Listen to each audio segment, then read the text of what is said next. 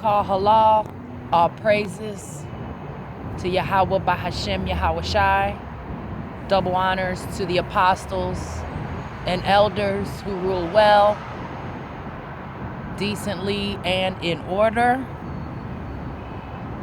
And salutations to the Akim who are doing this work for our sake, in truth and sincerity throughout the four corners of the earth. And salutations to the Aquatium who are out there listening and learning. Because it has been brought to our attention that more ladies are listening now. The word is getting out, and there are Akim of the elect who are waking up, and there are sisters out here who are diligently working to behave in a godly manner. Dare I say, like Sarah. But today I'd like to go into Isaiah 4:1. It's funny how the Spirit works. I brought up Isaiah 4:1 last Friday with my husband, and it seems that ever since that day, all the sit-downs, and not all of them, but a good portion of the sit-downs, a good portion of the conversations we've heard have been around Isaiah 4:1. And so I just kind of wanted to give a woman's perspective on it and how I feel about it. Because I watch these videos. I listen to the Akim and what they're saying. And if you're not listening to these videos, if you're not watching these videos, ladies, I suggest that you do before the famine of the word hits.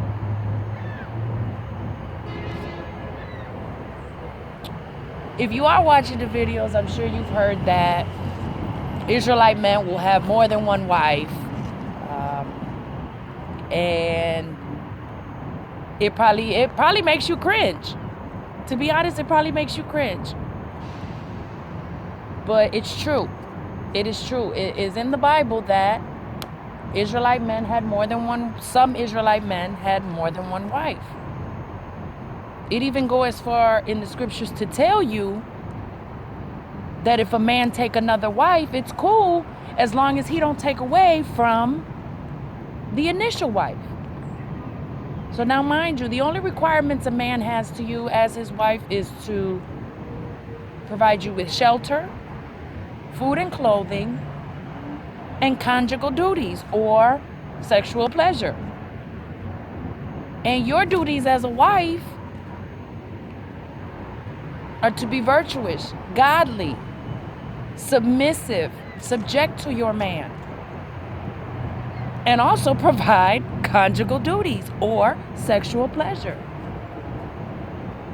Let's go to Exodus 21:10 so you can see where it says if a man take on another wife, it's cool, but the first wife gets all what is due to her. Exodus 21:10.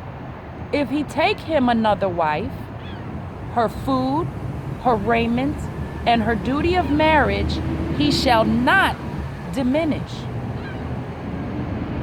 So if he take him another wife, that means he already got one and he's going to take another one. Her food, her raiment, and her duty of marriage, he shall not diminish. Duty of marriage, as we all know, is the consummation. The ongoing act of marriage is the ongoing act of physical pleasure, of conjugal duties. So her food, her raiment, salakia.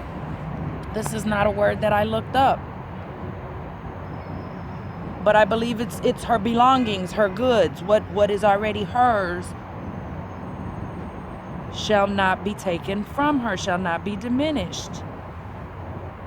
Salakia, give me 1 second while I look this word up. Raiment.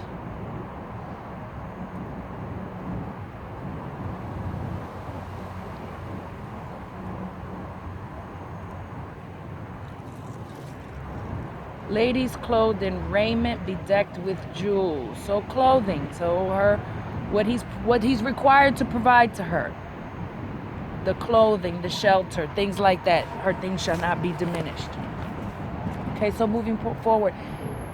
Now, women are always, oh, I don't need a man. Or if they have a man, they're like, no, you can't have no other woman. Well, guess what?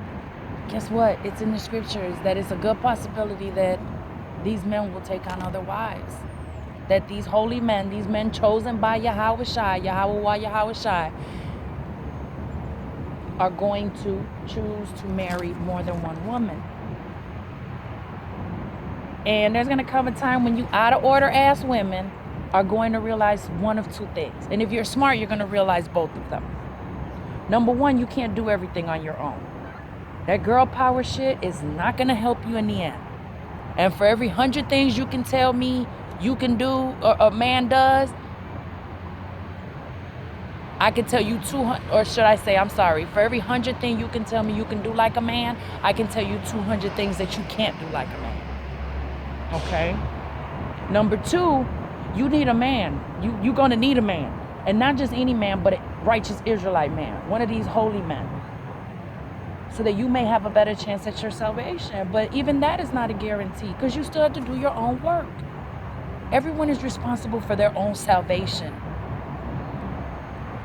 But when you do finally realize that you need a man, and you probably scoffed at one of the Israelite men, or you probably turned down an Israelite man, right? Because that's what women here do.